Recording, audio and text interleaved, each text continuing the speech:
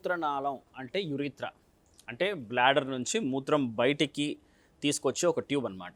ఇది మగవాళ్ళలో ఒక 20-30 సెంటీమీటర్ల దాకా ఉంటే ఆడవాళ్ళు 4-5 సెంటీమీటర్ల కంటే దాని సైజ్ ఎక్కువగా ఉండదు. సో ఇది దెబ్బతినడం అంటే ఏంటి?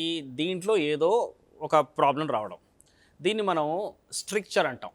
అంటే యురేథ్రల్ స్ట్రిక్చర్ అని అంటాం. మూత్రనాళంలో పూడుక. ఇది స్వతహాగా కొంతమందికి ఎలాంటి కారణాలు లేకుండా కూడా ఏర్పడచ్చు. దాన్ని మనం ఇడియోపతిక్ కాజెస్ అంటాం. బట్ వేరే వాళ్ళలో కొన్ని కారణాలు ఉంటాయి. మల్టిపుల్ సెక్షువల్ పార్ట్నర్స్, చాలామందితో లైంగిక సంబంధం ఉన్న వాళ్ళకి, స్మోకింగ్ చాలా ఎక్కువ చేసే వాళ్ళకి, కనెక్టివ్ టిష్యూ డిజార్డర్స్, కొంతమందికి చర్మంలో తర్వాత కనెక్టివ్ టిష్యూ అంటే చర్మం కింది భాగంలో ఉన్న టిష్యూస్లో ప్రాబ్లం ఉన్న వాళ్ళకి కొంతమందికి వస్తుంటుంది. ఇంతకుముందు ఎప్పుడన్నా మూత్రం వెళ్ళే ద్వారంలో క్యాథెటర్ వేసిన ఏదైనా కారణం కోసం, ఏదైనా కారణం వల్ల, ఏదైనా ఆపరేషన్ తర్వాత వేసిన దానివల్ల స్ట్రక్చర్ తయారవచ్చు.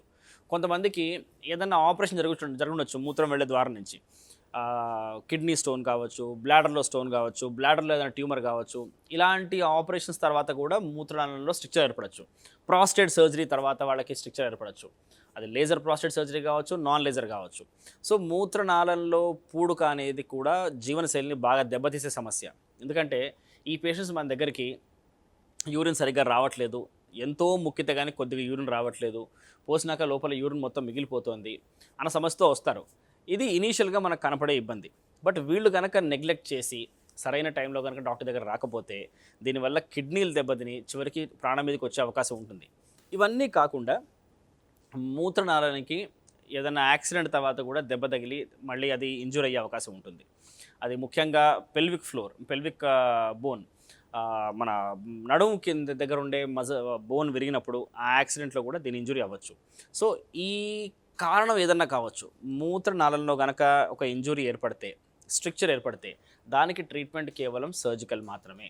దానికి మెడికల్ మేనేజ్మెంట్ ఉండదు. సో సర్జికల్ మేనేజ్మెంట్ ఎలా చేస్తాం? దాంట్లో మనం ఫస్ట్ ఒక RGO అని ఎక్స్రే చేస్తాం. అంటే ఆ నాళం ఎంత పూడుకుపోయింది, దాని లెంగ్త్ ఎంత పూడుకుపోయింది, పేషెంట్ మన దగ్గర రావడం ఫస్ట్ టైమా లేకపోతే ఇంతకుముందు దీనికి ఆపరేషన్ చేయించుకున్నాడా అనే మల్టిపుల్ పారామీటర్స్లో మనం పరిగణలో తీసుకొని ఒకవేళ చిన్న స్ట్రక్చర్ కనుక అయితే మనం ఎండోస్కోపీ పద్ధతి ద్వారా దాన్ని మనం ట్రీట్ చేసే అవకాశం ఉంటుంది. అదే కనుక పేషెంట్కి చాలా పెద్ద స్ట్రక్చర్ ఉంది ఆర్ ఇంతకుముందు పేషెంట్కి ఆల్రెడీ ఆపరేషన్ అయింది, చాలాసార్లు ఆపరేషన్ అయింది అనుకుంటే కనుక ఓపెన్ సర్జరీ చేస్తే దాని సక్సెస్ బాగుంటుంది.